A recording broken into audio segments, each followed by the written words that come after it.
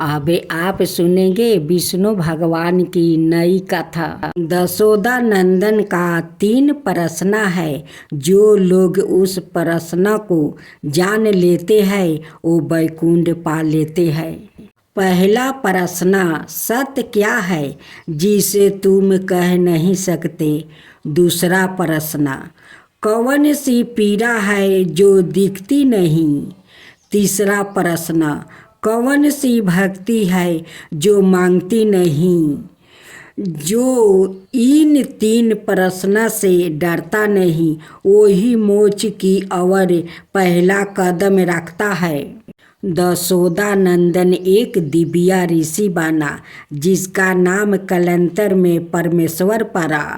अर्थात वो जो प्रश्नों के द्वारा आत्मा को जगाया और तब से कहते हैं भगवान विष्णु के 3 प्रश्न आज भी हर योग में जीवित है। बहुत पहले की बात है जब त्रेता युग का अंत होने वाला था। मनुष्यों में धर्म और अधर्म का धुंध दीपित होता जा रहा था। राजा लोग शक्ति के घमंड में चूर थे। ब्राह्मण ज्ञान को बेचने लगे थे और जन समयान भय और निराश से ग्रस्त था। उस समय ब्रह्मा जी ने श्री हरि विष्णु से विनती की, हे नारायण, धरती पर अंधकार बढ़ रहा है। लोग सत्य कारण और आत्मबोध से मुख हो गए हैं। कृपा करके उन्हें फिर से आत्म ज्ञान का मार्ग दिखाइए। श्री हरि ने नेत्र बंद कर लिया और बोले, जो नहीं पूछता यह नहीं जानता, जो जानता है वो भी तब अधूरा रहता है। जब तक आत्मा को स्मरण ना हो मैं 3 ऐसा प्रश्न पृथ्वी पर रखूँगा जो उत्तर देने वाले की आत्मा को झकझोर दे और दिखाऊंगा कौन है वो जो उत्तर देकर केवल मेरे नहीं सवाए के भी समीप आ जाए।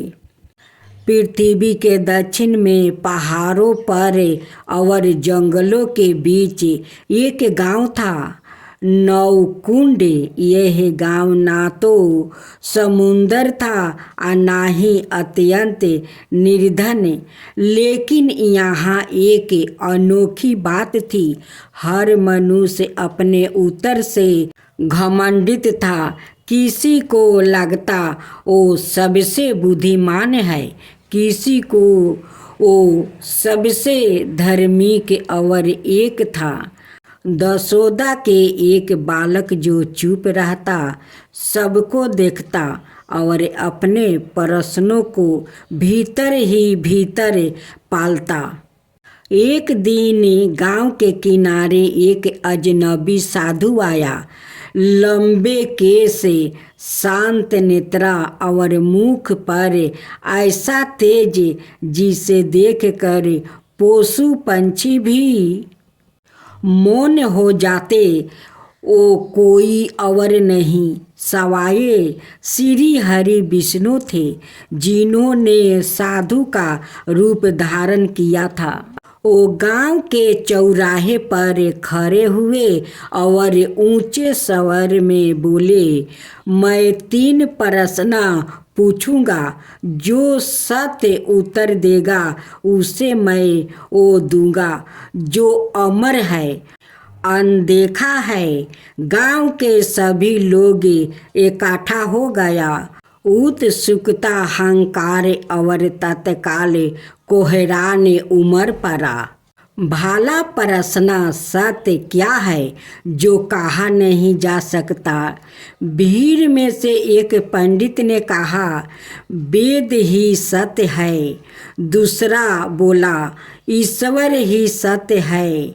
तीसरा बोला, मृत्यु ही सत्य है।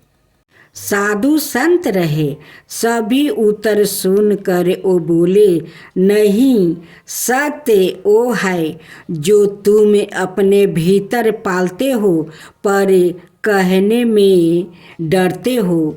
जैसे अपने दोष से, अपनी हिंसा, अपनी कमजोरी, यह सभी सच है पर तुम उन्हें छिपाते हो।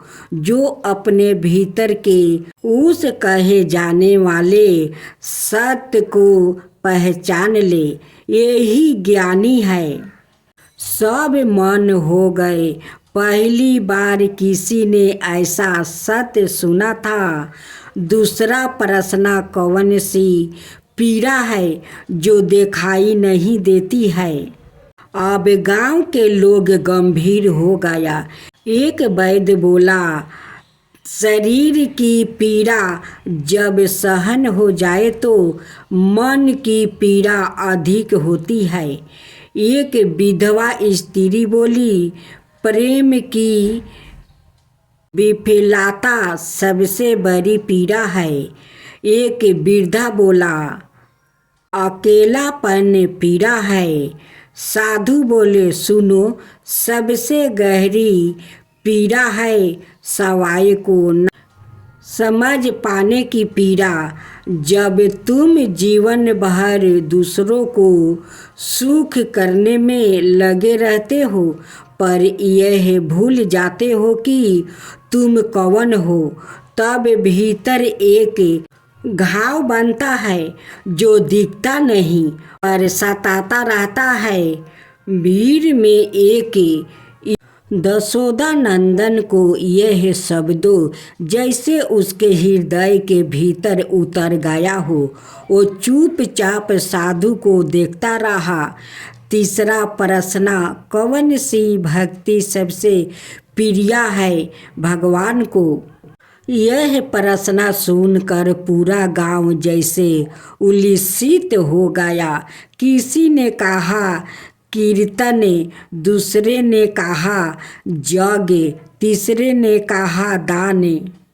साधु ने आंखें बंद कर ली और फिर बोले, भक्ति वो नहीं जो भीड़ में दिखाई दे। भक्ति वो है जब तुम एक गुप्त आंसू गिराओ और ईश्वर से कहो, मुझे सवाए से मिला दो।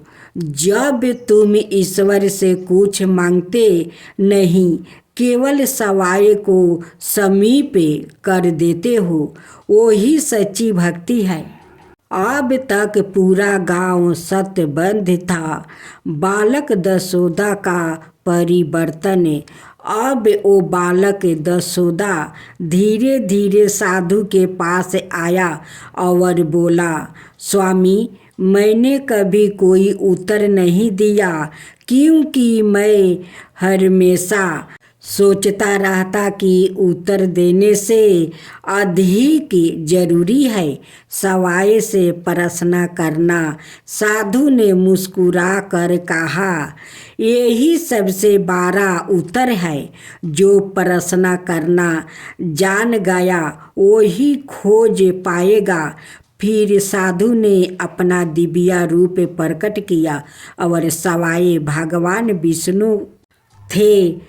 लोग भय और भक्ति से कांप उठे। उन्होंने दशोदा का हाथ पकड़ा और कहा, हे बालक, तुमने वो काल जान ली है। सवाए में उतरने की मैं तुम्हें एक मूल्यवान वरदान देता हूँ। जब जब मानव अपने प्रश्न से भोगेगा तब तब तुम्हारे जैसे उससे फिर से खोजने की प्रेरणा देंगे। दशोदा एक दिव्या ऋषि बना जिसका नाम कालांतर में परमेश्वर पारा, अर्थात वो जो प्रश्न के द्वारा आत्मा को जगाया और तब से कहते हैं भगवान विष्णु के 3 प्रश्न आज भी हर युग में जीवित है। पहला प्रश्न, सत्य क्या है जिसे तुम कह नहीं सकते? दूसरा प्रश्न, कौन सी पीड़ा है जो दिखाई नहीं देती? तीसरा प्रश्न, कौन सी भक्ति है जो मांगती नहीं? जो इन 3 प्रश्न से डरता नहीं वही मोक्ष की और पहला कदम रखता है। एक कथा मोहिनी अवतार की। समुद्र मंथन से निकला अमृत कलश दैत्य एक दूसरे के हाथों से छीन रहे थे। इसी बीच एक मनोरम स्त्री उनके बीच में चली आई। सभी उस मनोरम स्त्री के सुंदर को देखकर मोहित हो गया। वो सभी आपस का झगड़ा भूल कर उन मनोरम स्त्री के पास दौड़ कर गया। दैत्यों ने देवी से पूछा, तुम कौन हो? कहाँ से आई हो? सुंदरी, तुम क्या करना चाहती हो? देवी को देखकर दैत्यों के बीच खलबली मच गई। दैत्य कहने लगे, अब तक देवता, दैत्य, सीधी गंधर्व, चरण और लोकपालों ने तुम्हें स्पर्श तक नहीं किया होगा। अवश्य ही विधाता ने तुम्हें संपूर्ण इंद्रियों और मन को दीपित करने के लिए भेजा होगा। सुंदरी, तुम हमारा झगड़ा मिटा दो। तुम अन्याय अनुसार निष्पक्ष भाव से इस अमृत को बांट दो, जिससे हम लोग में और अधिक झगड़ा ना हो। वास्तव में श्री हरि विष्णु योग माया शक्ति से मुक्ति हो मोहिनी अवतार धारण किए हुए दैत्यों के पास गया था। योग माया शक्ति के प्रभाव से तीनों लोकों में ऐसा कोई भी नहीं है जिसे बस में नहीं किया जा सकता है। यानी योग माया शक्ति यादि शक्ति है।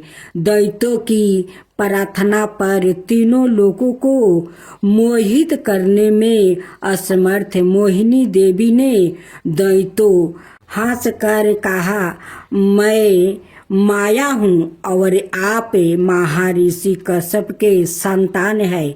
मुझे अन्याय का भार क्यों दे रहे हो? बुद्धिमान पुरुष को स्वेच्छाचारी स्त्रियों पर कभी विश्वास नहीं करना चाहिए। मोहिनी देवी की परिहास भारी वाणी दैत्यों को और अधिक आश्वस्त कर गई और उन्होंने अमृत से भरा कलश उनके हाथों में दे दिया। मोहिनी देवी ने अमृत का कलश अपने हाथ में ले दैत्यों से कहा, मैं जो भी करूं फिर चाहो वो उचित हो या अनुचित, अगर तुम्हें अस्वीकार हो तो तुम्हें अमृत बांट सकती हूँ। उनकी मोह युक्त मीठा बातें सुनकर सभी दैत्य देवी मोहिनी के प्रस्ताव पर सहमत हो गया। मोहिनी देवी ने अगले दिन अमृत पान करने की सलाह दी। मोहिनी देवी के आदेश अनुसार अगले दिन समस्त दैत्य स्नान कर अमृत पान करने हेतु पंचित में बैठा। देवता भी वहां आकर बैठ गया। मोहिनी देवी अमृत का कलश हाथ में लेकर आई। वो बड़ी ही सुंदर साड़ी पहनी हुई थी, आंखों नशीली हो रही थी। कलश के समान सतन और गजे, सावक के सूंड के समान जांघें थी। देवी के सवरन न पूरे अपनी झंकार से सभी को मोहित कर रही थी। सुंदर कानों में कुंडल थे और उनकी नासिका कपोल और मुख पर बिंदी बहुत ही मनोरम थे। बाद में भगवान के इस मोहिनी अवतार ने देवों को अमृत पान कराया और दैत्यों के साथ छल किया। उधर जब भगवान शिव ने सुना कि श्री हरि ने दैत्यों को मोहित कर देवताओं को अमृत पिलाने के लिए स्त्री रूप धारण किया है, उस स्थान पर गया जहाँ भगवान श्री हरि निवास करते थे। वहाँ जाकर शिव जी ने भगवान श्री हरि की स्तुति वंदन किया। श्री हरि ने शिव जी को दैत्यों को मोहित करने वाले मोहिनी रूप दिखाया। एक एक शिव जी एक रंग बिरंग फूलों से भरे पूरे उपवन में पहुंच गया। वहाँ उन्होंने बड़े ही सुंदर परिधान पहने हुए, कमर में करधनी पहने एक सुंदर स्त्री को कीड़ा करते हुए देखा। उन देवी ने लाज भाव से मुस्कुराकर तिरछी नजर से शिव जी की ओर देखा। बस फिर क्या था, कामदेव को भस्म करने वाले भगवान शंकर का मन उनके हाथ से निकल गया। वो मोहिनी देवी को निहारने लगे। उनकी चितवन के रस में डूबे शिव जी इतने भावतुर हो गया कि उन्हें अपने आप की भी सुध ना रही। जहाँ भगवान शंकर की मोहिनी देवी पर आंखें लग जाती थी, लगी ही रही थी और उनका मन वही रमन करने लगता था। वो मोहिनी देवी के अत्यंत आकर्षित हो गया था। उन्हें मोहिनी भी अपने प्रति आश्चर्य जन पड़ती थी। उनके हाव भाव के शिव जी का विवेक सूना हो गया था और वो कामातुर हो गया था। अपने बैरी कामदेव से मानो प्रस्ताव होकर महादेव जी विष्णु के मायामय मोहिनी रूप को जानकर भी पीछे पीछे दौड़ने लगे। पार्वती जी का ख्याल त्याग कर शंकर मोहिनी के पीछे पीछे लग गए। उन्होंने उन्मस्त होकर मोहिनी के केस पकड़ लिया। मोहिनी अपने केसों को छुड़वा कर फिर वहाँ से चल दी। शंकर फिर उसके पीछे पीछे दौड़ने लगे। उस समय पृथ्वी पर जहाँ जहाँ भगवान शंकर का वीर्य गिरा, वहाँ वहाँ शिवलिंग का क्षेत्र और सौरन की खाने हो गई। तत्पश्चात यह माया है ऐसा जानकर भगवान शंकर अपने स्वरूप में स्थित हुआ। जय श्री कृष्णा, राधे राधे। आज आप सुनेंगे वैशाख शुक्ल पक्ष की मोहिनी एकादशी की व्रत कथा। धर्मराज युधिष्ठिर कहने लगे कि हे कृष्णा, वैशाख मास की शुक्ल पक्ष की एकादशी का क्या नाम है और उसकी कथा क्या है? इस व्रत की क्या विधि है? यह सब विस्तार पूर्वक बताइए। कृष्णा कहने लगे कि हे धर्मराज, मैं आपसे एक कथा कहता हूँ जिसे महर्षि वशिष्ठ ने श्री रामचंद्र जी से कही थी। एक समय श्री राम बोले कि हे गुरुदेव, कोई ऐसा व्रत बताइए जिससे समस्त पाप और दुख का नाश हो जाए। मैंने सीता जी के वियोग में बहुत दुख भोगा है। महर्षि वशिष्ठ बोले, हे राम, आपने बहुत सुंदर प्रश्न किया है। आपकी बुद्धि अत्यंत शुद्ध और पवित्र है। यद्यपि आपका नाम स्मरण करने से मनुष्य पवित्र और शुद्ध हो जाता है, तो भी लोक हित में यह प्रश्न अच्छा है। वैशाख मास में जो एकादशी आती है उसका नाम मोहिनी एकादशी है। इसका व्रत करने से मनुष्य सब पापों और दुखों से छुटकारा, मोह जाल से मुक्ति हो जाता है। मैं इसकी कथा कहता हूँ, ध्यान पूर्वक सुनो। सरस्वती नदी के तट पर भद्रापति नाम की एक नगरी में धूतिमान नाम का चंद्र बंसी राजा राज करता था। वहाँ धन धनाय से संपन्न ओ पुण्यवान धनपाल नाम का वेश्या भी रहता है। वो अत्यंत धार्मिक और विष्णु भक्त था। उसने नगर में अनेक भोजनालय, पियाऊ, कुआं, सरोवर, धर्मशाला आदि बनवाए थे। सड़कों पर आम, जामुन, नीम आदि के अनेक वृक्ष भी लगवाए थे।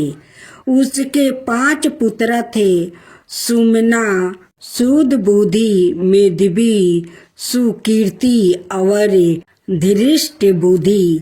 इनमें से 5वां पुत्र धृष्ट बुद्धि महापापी था। वो पितरों आदि को नहीं मानता था। वो वेश्या दुराचारी मनुष्यों की संगति में रहकर जुआ खेलता और पर स्त्रियों के साथ भोग विशाल करता और मधमास का सेवन करता था। इसी प्रकार अनेक कुकर्मों में वो पिता के धन को नष्ट करता रहता था। इन्हीं कारणों से त्रस्त होकर पिता ने उसे घर से निकाल दिया था। घर से बाहर निकलने के बाद वो अपने गहने कपड़े बेचकर अपना निर्वाह करने लगा। जब सब कुछ नष्ट हो गया तो वेश्या और दुराचारी साथियों ने उसका साथ छोड़ दिया। अब वो भूख प्यास से अति दुखी रहने लगा। कोई सहारा ना देखे चोरी करना सीख गया। एक बार वो पकड़ा गया तो वेश्या का पुत्र जानकर तेजस्विनी देखकर छोड़ दिया गया, मगर दूसरी बार फिर पकड़ में आ गया। राजा से इस बार उसे कारागार में डाल दिया गया। कारागार में उसे अत्यंत दुख दिया गया। बाद में राजा ने उसे नगरी से निकाल जाने का कहा। वो नगरी से निकल वन में चला गया। वहाँ वन पशु पंछियों को मारकर खाने लगा। कुछ समय पश्चात वो पहेलिया बन गया और धनुष बाण लेकर पशु पंछियों को मार मार कर खाने लगा। एक दिन भूख प्यास से व्यथित होकर वो खाने की तलाश में घूमता हुआ कौंडिन ऋषि के आश्रम में पहुंच गया। उस समय वैशाख मास था और ऋषि गंगा स्नान कर आ रहे थे। उनके भीगे वस्तु के छींटे उस पर पड़ने से उसे कुछ सद्बुद्धि प्राप्ति हुआ। वहाँ कौंडिन्य मुनि से हाथ जोड़कर कहने लगा कि हे मुनि, मैंने जीवन में बहुत पाप किया है। आप इन पापों से छूटने का कोई साधारण बिना धन का उपाय बताइए। उसके दीन वचन सुनकर मुनि ने प्रसन्न होकर कहा कि तुम वैशाख शुक्ला पक्ष की मोहिनी नाम की एकादशी का व्रत करो, इससे समस्त पाप नष्ट हो जाएंगे। मुनि के वचन सुनकर वो अत्यंत प्रसन्न हुआ और उनके द्वारा बताई गई विधि के अनुसार व्रत किया। हे राम, इस व्रत के प्रभाव से उसके सब पाप नष्ट हो गया और अंत में वो गरुड़ पर बैठकर विष्णु लोक को गया। इस व्रत से मोह आदि सब नष्ट हो जाते हैं। संसार में इस व्रत से श्रेष्ठ कोई व्रत नहीं है। इसके महात्म्य को पढ़ने से अथवा सुनने से 1000 गौदान का फल प्राप्ति होता है। भगवान शिव अत्यंत भोले और तुरंत प्रसन्न होने वाले माने गए हैं। एक कथा के अनुसार एक बार भगवान शिव अपने दिए आशीर्वाद के कारण फंस गया था। तब एक स्त्री ने उनकी रक्षा की थी। पौराणिक कथा के अनुसार शिव जी अपने भक्तों से जब प्रसन्न होते हैं तो मुंह मांगा वरदान दे देते हैं और यही कारण था कि कई बार असुरों ने भी शिव जी को प्रसन्न करे मन चाहा वरदान मांग लिया था। असुर ने इन आशीर्वाद का अनुचित प्रयोग किया करते थे और कई बार देवता भी इन असुरों से परेशान हो जाते थे।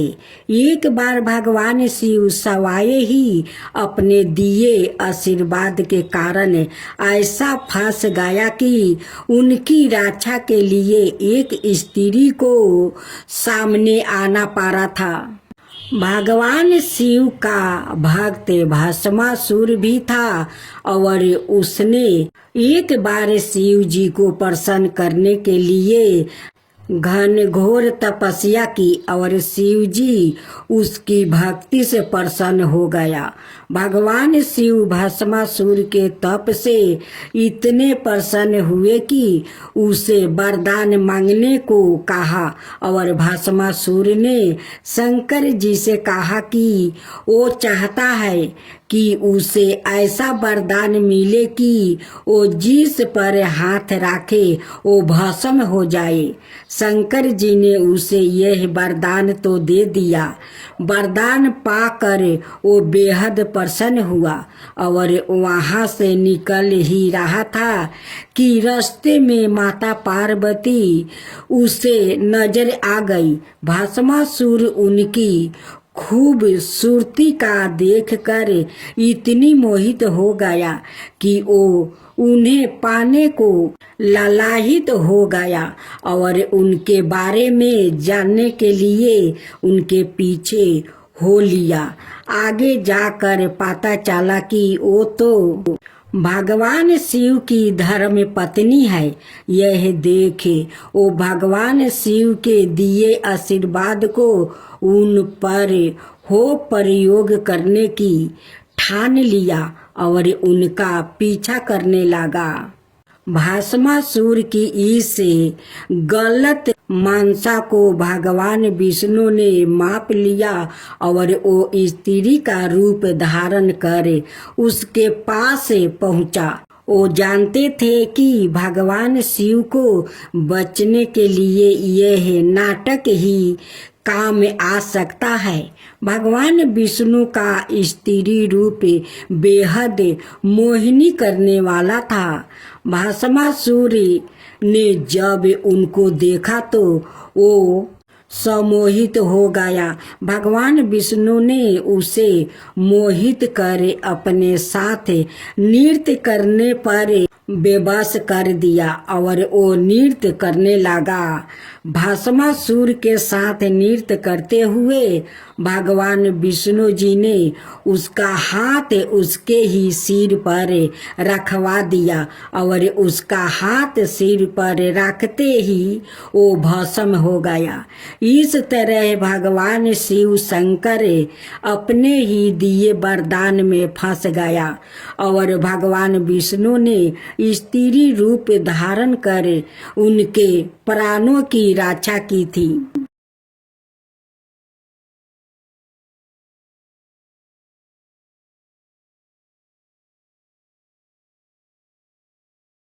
अब आप सुने ननद भाभी की अद्भुत कथा। बहुत समय पहले की बात है।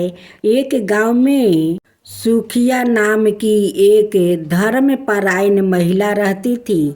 उसका हृदय भक्ति और सेवा से भरा हुआ था। वो प्रतिदिन भगवान विष्णु की पूजा करती है और तुलसी के पौधे की देखभाल करती है।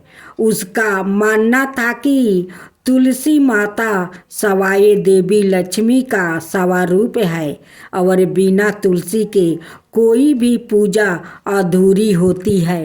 सुखिया के परिवार में उसकी ननद, पति की बहन और भाभी बड़े भाई की पत्नी भी थी, लेकिन वो दोनों सुखिया की इस गहरी भक्ति से खुश नहीं थी।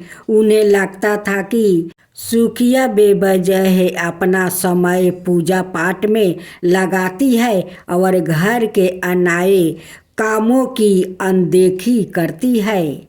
सुखिया की ननद स्वभाव से चंचल और थोड़ी तनिक मिजाज की थी। उसे लगता था कि उसका भाई सुखिया का पति अपनी पत्नी के भक्ति भाव से अत्यधिक प्रभावित होकर उसे अधिक प्रेम करता है।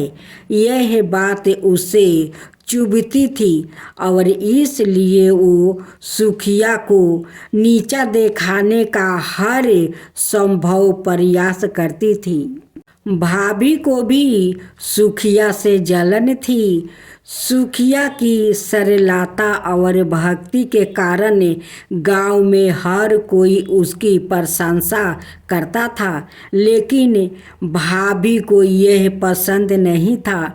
वो अक्सर कहती है, दिन भर पूजा करने से पेट नहीं भरता है। भगवान ने आज तक किसी को खुद आकर खाना दिया है। जब सुखिया सुबह सुबह स्नान करके भगवान विष्णु की पूजा में बैठती तो उसकी ननद और भाभी जानबूझकर उसे तंग करने के लिए कोई ना कोई काम निकाल लेती है।